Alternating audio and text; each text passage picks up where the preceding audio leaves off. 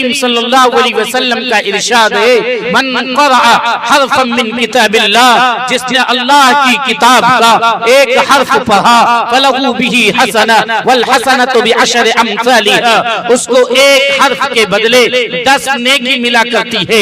आगे आपने फरमाया, ला अक़ूलु अलिफ लाम मीम हरफुन बल अलिफुन हरफुन व लामुन हरफुन व मीमुन हरफुन, मैं ये नहीं कहता कि अलिफ लाम मीम ये तीनों मिलकर एक हर्फ है, बल्कि अलिफ एक हर्फ है, लाम एक हर्फ है, मीम एक हर्फ है। जिसका मतलब ये हुआ कि अगर किसी इंसान ने अलिफ लाम मीम पढ़ा तो उसे 30 नेकी मिलेगी, अगर किसी इंसान ने अल्हम्दु पढ़ा तो उसे 50 नेकी मिलेगी, क्योंकि उसमें 5 हर्फ हैं। इससे अंदाजा ये हुआ कि जो मुसलमान अगर कुरान का एक हर्फ भी पढ़े अपने नामे अमाल में वो 10 नेकी जमा करेगा। जरा अंदाजा लगाइए, आपने मिसाल क्या दी? आपने मिसाल दी अलिफ लाम मीम। कोई भी आलिम अलिफ लाम मीम का माने नहीं जानता है। दुनिया में कोई माई का लाल इस बात का दावा नहीं कर सकता कि मैं अलिफ लाम मीम का माने जानता हूँ। ये हुरूफ़े मुक़त्तआत है जिसके माने अल्लाह के रसूल और अल्लाह ताला के अलावा दुनिया का कोई इंसान नहीं जानता है। जिसका मतलब ये हुआ कि तुम समझो या न समझो, दोनों हाल में कुरान को पढ़ोगे तो तुम्हें सवाब मिलेगा। समझकर पढ़ो तो भी 10 नेकी मिलेगी, बगैर समझे पढ़ो तो भी 10 नेकी मिलेगी। ये अलग बात है कि समझकर पढ़ने वाले पर अल्लाह अगर मेहरबान हो, वल्लाहु युज़ाइफु लिमन यशा, अल्लाह जिसके लिए चाहेगा इजाफा कर देगा। कुरान का एक हर्फ पढ़ने पे कितनी नेकी मिलती है? 10। जो बच्चे कुरान को याद करते हैं एक मर्तबा में याद होगा नहीं, उसे रटना पड़ता है। अल्हम्दुलिल्लाहि रब्बिल आलमीन, अल्हम्दुलिल्लाहि रब्बिल आलमीन कम से कम 20 से 25 बार वो रटेगा, फिर उसको पीछे से मिला के पढ़ता है। इस तरह एक सबक सुनाने में कम से कम एक आयत को उसे 25 से 30 बार पढ़ना पड़ता है।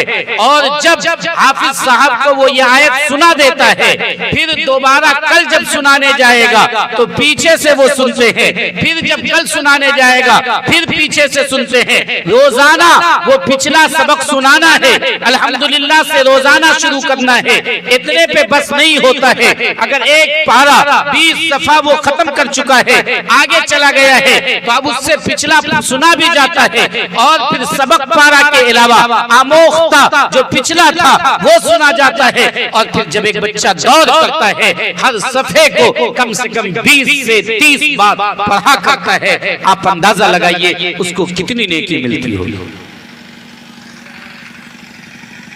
हम और आप एक बार अल्हम्दु पढ़ें 50 नेकी, वो हाफिज 3 साल की मुद्दत में इस अल्हम्दु को नहीं कम से कम तो 2000 से ऊपर मर्तबा पढ़ा होगा। 50 को 2000 से गुना करके आप देख लीजिए कितनी नेकी मिली होगी सिर्फ अल्हम्दु का। और उसने तो मुकम्मल कुरान करीम को पढ़ा है, 6666 आयतें पढ़ी है और इस तरह पढ़ी है। अब आप अंदाजा लगा सकते हैं कि उसके नाम अमाल में कितनी नेकी होगी। इसीलिए उलमा कहते हैं कि वो हम सबसे अफजल है। क्यों? हमारी सूरत हाल ये है कि हमने कुरान को ताकों पे सजा कर रख दिया है। हमारी सूरत हाल ये है कि हमने कुरान को अपनी बेटी को जहेज में देने का जरिया समझ लिया है। हमारी सूरत हाल ये है कि कुरान करीम को अगर हम कहीं पर रख दें तो तभी हम वहां से उतारते हैं, जबकि हमारे घर में किसी का इंतकाल होता है, हम कुरान करीम को अपने मुर्दे को बख्शवाने का जरिया समझ लिए हैं। आज मुसलमानों की सूरत हाल ये है कि साल 2 साल 4 5 6 साल गुजर जाते हैं, 10 साल गुजर जाता है, लेकिन वो कुरान नहीं पढ़ता है, जबकि कुरान करीम रोज सुबह शाम पढ़ने की चीज थी। ये एक इंसान के लिए नहीं बल्कि हर मुसलमान के लिए लाजिम था। अगर कोई हाफिज है तो कम से कम 3 पारा पढ़े, अगर कोई आलिम है तो वो कम से कम 1 पारा पढ़े, और अगर कोई जाहिल है तो कम से कम वो 5 पन्ने यानी 1 पाव रोजाना तिलावत करे तो समझा जाएगा कि वो मुसलमान। आज इंसाफ के साथ अपने सीने पे हाथ रखिए, ये जलसा इसलिए किया जा रहा है कि बच्चों के सरों पे दस्तार रखी जाएगी। ये इस बात की दलील होगी कि कुरान को हजारों बार पढ़ा है। आपने कितनी बार पढ़ा है? आप कितनी बार पढ़ते हैं? आज अगर बस्ती से गुजर जाएं तो एक तो सुबह सवेरे ऐसा लगता है कि हम लोग कब्रिस्तान से गुजर रहे हैं, सब लोग मर चुके हैं और 8 बजे 9 बजे लोग जग रहे हैं। होना ये चाहिए कि फजर के वक्त में नमाज के साथ हर घर से कुरान की तिलावत की आवाज आनी चाहिए। ये कुरान तो वो कुरान था कि जो जमीन पे उतरा तो पूरी दुनिया के अंदर इनकलाब बर्पा कर दिया।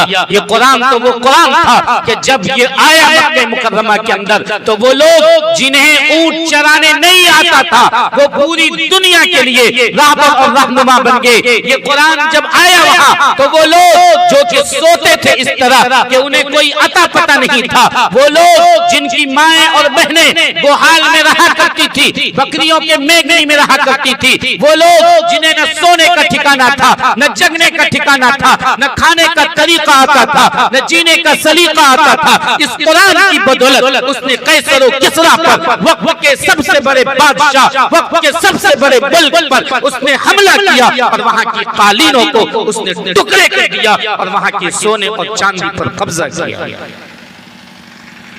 वो मुअज़्ज़ज़ थे जमाने में मुसलमान होकर और हम खार हुए तारिके कुरान होकर, हमने कुरान को छोड़ दिया है, इसलिए आज जलील हो रहे हैं, रुसवा हो रहे हैं। ये जलसा इस बात का ऐलान है और आपको ये पैगाम देता है कि आप आज से ये तय कीजिए कि हम लोग इंशाअल्लाह अपने घर में सुबह शाम कुरान पढ़ने का एहतमाम करेंगे इंशाअल्लाह। कौन लोग नहीं करेंगे जरा हाथ उठा बताइए। अरे हाँ नहीं दोनों तो सुनिए कम से कम। जो लोग करेंगे तिलावत वो लोग हाथ उठाइए इंशाअल्लाह।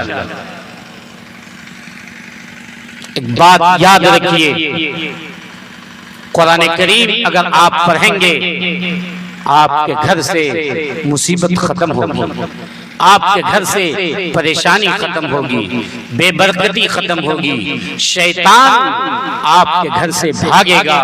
अगर आप कुरान पढ़ना नहीं जानते हैं, अपने छोटे बच्चों को, अपनी बच्चियों को कुरान पढ़ाना सिखाइए और सुबह शाम आप जगकर उसे जगाइए, उठाकर बैठाइए, चाहे चाय खिलाकर जगाना पड़े, चाहे बिस्किट खिलाकर जगाना पड़े, आप उसे जगाइए और कहिए बेटा तुम कुरान पढ़ो, हम बैठकर सुनते हैं। उसको कुरान पढ़ने का पाबंद बनाइए और आप बैठकर सुनिए तो समझा जाएगा कि आप मजबूत बाप हैं, वरना यकीन मानिए कि आप मजबूत बाप हरगिज नहीं हो सकते। और अगर आप बूढ़े हो गए, 60 साल की उम्र के हो गए, आपकी जिम्मेदारी है कि कुरान पढ़ना सीखिए। कहाँ सीखिएगा? गांव में इमाम साहब हैं, आप उनसे कहिए कि 15 मिनट आप हमको दे दीजिए, किसी नमाज के बाद रोजाना 15 मिनट आप उनके पास बैठ जाइए। दुनिया का काम भी होगा, खेत खलियान का भी काम होगा, उस 15 मिनट के अंदर आप उनके पास बैठकर 1 साल में सही कुरान पढ़ना सीख जाइएगा। जब तक आप कुरान पढ़ेंगे तब तक इंशाअल्लाह आपको सवाब मिलता रहेगा। करेंगे ऐसा इंशाअल्लाह। ये सबसे पहला पैगाम था जो आपको देना था इस जलसे के जरिए। दूसरा पैगाम, ये कुरान अगर देख लेते हैं आप तो अल्लाह का शुक्र अदा कीजिए। यहाँ हर बच्चा जानता है कि कुरान क्या है। कुरान की किताब को तकरीबन हम और आप सब लोग जानते हैं, लेकिन याद रखिए ऐसी साजिश चल रही है कि आपसे ये कुरान छीन लिया जाएगा, आपसे ये मदरसे छीन लिए जाएंगे, आपसे ये मकातिब छीन लिया जाएगा। ज्यादा दिन की बात नहीं है, कुछ ही दिनों पहले की बात है। 1991 या 92 में बुखारा और समरकंद ये कम्युनिस्टों के गलबा से आजाद हुआ है।